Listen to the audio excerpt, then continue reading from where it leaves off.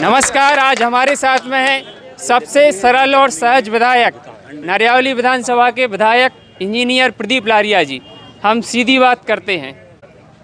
आए दिन हमारे जो बड़े बड़े नेता हैं मध्य प्रदेश के, चाहे वो शिवराज सिंह चौहान है, कल बड़ी सभा हुई थी, उन्होंने भी आपकी लगातार कल तारीफ़ की है, क्या वजह है? देखिए, ये तो माननीय मुख्यमंत्री जी का स्नेह प्यार है और जनता का उनके प्रति आकर्षण है। एक दिन की ही तैयारी में लगभग 10-15 हज़ार लोगों की सभा हुई और काफ़ी उत्साह लोगों में रहा। और जो मध्य प्रदेश की सरकार ने, हमारे मुख्यमंत्री जी ने, प्रधानमंत्री जी ने जो विकास के काम किए हैं, आज जनता उसको स्वीकार कर रही है। और 2023 के चुनाव में, विधानसभा के चुनाव में भारतीय जनता पार्टी को विजयश्री प्राप्त होगी। कितना बदलाव आया नरियावली विधानसभा में आपके कार्यकाल में? इतने देखिए, ये विधानसभा काफ़ी विकास के मामले पीछे थी। ये विधानसभा चारों तरफ फैली हुई है, इसलिए यहाँ का काम वहाँ, वहाँ का काम यहाँ नहीं दिखता है, लेकिन हर सब दूर काम हुआ है। जहाँ हम पथरिया जाट में बैठे हैं, यहाँ पानी की बड़ी समस्या हुआ करती थी। पानी की समस्या का निदान हुआ है। यहाँ पर विश्वविद्यालय तो था, लेकिन केवल मिडिल स्कूल थी। इसकी बीच की गड़ी हाई स्कूल और हायर सेकेंडरी स्कूल का मैंने ही प्रयास कर हाई स्कूल भी यहाँ स्वीकृत कराई। हाई स्कूल के बाद हायर सेकेंडरी बिल्डिंग बन गई है, वहाँ तक सड़क पहुँच गई है, सड़कों का चौड़ीकरण हुआ है। तो सब दूर विकास के काम हो रहे हैं। हमारे यहाँ उप स्वास्थ्य केंद्र भी बन रहा है लगभग 1-1.5 करोड़ रुपए की लागत से। और हम अब पथरिया जाट में सीधा नदी का पानी पीने के लिए ला रहे हैं, जो हमारे बंडा डैम से आएगा। तो आने वाले समय में जैसा सागर में राजघाट पानी से पेयजल की समस्या की पूर्ति होती है, इसी तरह से पथरिया जाट में भी अगले 8 महीना 9 महीना के अंदर हम नदी के पानी के माध्यम से यहाँ पीने की व्यवस्था कर रहे हैं। कांग्रेस भी लगातार चुनाव में नए नए वादे कर रही है। अभी हाल ही में रसोइयों के लिए भी योजना लाने की बात कही है उनने। देखिए, वादे हैं, वादों का क्या जी। और उन्होंने तो मध्य प्रदेश की सरकार जनता के सामने वचन पत्र दिया था।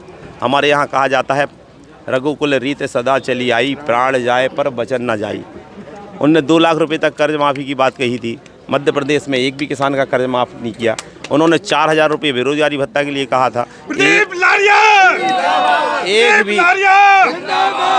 एक भी नवयुवक को 4000 रुपये बेरोजगारी भत्ता नहीं मिला। ऐसी 927 वचन मध्य प्रदेश की जनता को दिए थे। एक वचन भी वो 1.25 साल की सरकार में ज़मीन पर नहीं उतार पाए। उल्टे क्या हुआ? उन्होंने संबल योजना बंद कर दी। उनने प्रधानमंत्री आवास योजना की 3.5 लाख की कुटी इसलिए नहीं आने दी, जो 40% राशि जमा राज्य सरकार करती है, वो राशि जमा नहीं की और इस कारण से 3.5 लाख लोगों को प्रधानमंत्री आवास नहीं बन पाए। उन्होंने उज्ज्वला योजना बंद कर दी।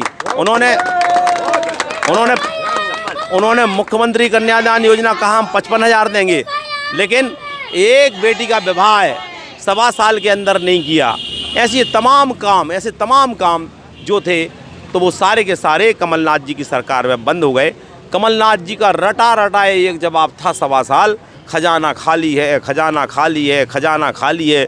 अब जो जितनी भी जो घोषणा कर रहे हैं, फिर आने वाले समय में, हालांकि ऐसा होगा नहीं, लेकिन कभी उनको ये है, लेकिन कहीं ना कहीं मुझे लगता है कि उनके जो वादे हैं, उनके जो वचन हैं, वो खोखले हैं, उनमें कोई दम नहीं है। जनता समझती है और 2018 को जनता याद कर रही है। और निश्चित तौर पर जो वचन उन्होंने उस समय हारे थे, वो सारे के सारे वचन उनके झूठे पड़े हैं। कितना समर्थन अभी मिल रहा है? और हाल ही में कांग्रेस से हमारी शारदा मौसी भी लगातार, कितना समर्थन मिल रहा है? हाँ, कितना समर्थन जनता का मिल रहा है? और हाल ही में कांग्रेस से अभी हमारी शारदा मौसी भी बीजेपी में आई हैं और लगातार नरियावली विधानसभा में प्रचार में जा रही हैं। कितना सहयोग? देखिए, शारदा मौसी का भारतीय जनता पार्टी के परिवार में स्वागत है। वो ज़मीन से जुड़ी कांग्रेस की नेत्री थी, लेकिन उनकी उपेक्षा हुई। सही हकदार तो वही थी टिकट की। सुरेंद्र चौधरी तो लगातार 3 बार से हार रहे थे और इस बार भी जनता का मन है कि, क्योंकि विषय ये नहीं है, विषय उन्होंने जो 5 साल तक मंत्री और विधायक रहे, उन्होंने गांव में तोड़ने की राजनीति की, लोगों को झूठा फंसाने का काम किया और मैंने 15 महीने जोड़ने का काम किया।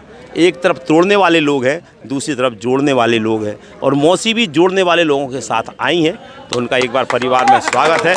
और निश्चित तौर पर हम कह सकते हैं उनकी मानसिकता विकृत है, और जो विकृत मानसिकता से काम करता है वो कभी सद्भाव नहीं फैलाता है, केवल दुर्भाव ही फैलाता है। इसलिए मेरा जनता जनार्दन से निवेदन है, आपके चैनल के माध्यम से हमें पुरानी बात याद रखना पड़ेगा। जोड़ने की राजनीति नरियावली में चलती रहे और तोड़ने की राजनीति भस्म हो जाए। हम इस दृष्टि से आगे बढ़े। धन्यवाद। आखिरी सवाल जनता का नाम रहेगा, जब तक जनता से नाम रहेगा, प्रदीप भैया का नाम रहेगा। जनता से लगातार आवाज़ निकल रही है कि इस बार प्रदीप भैया मंत्री बनेंगे। देखिए, ये तो जनता का स्नेह और आशीर्वाद है, जनता की इच्छा है, और पार्टी की यदि इच्छा रही तो ये भी पूरी होगी। बहुत बहुत धन्यवाद। हमारे साथ थे नरियावली के विधायक प्रदीप लारिया जी। आगे की खबरों के लिए देखते रहिए संस्कार समाचार।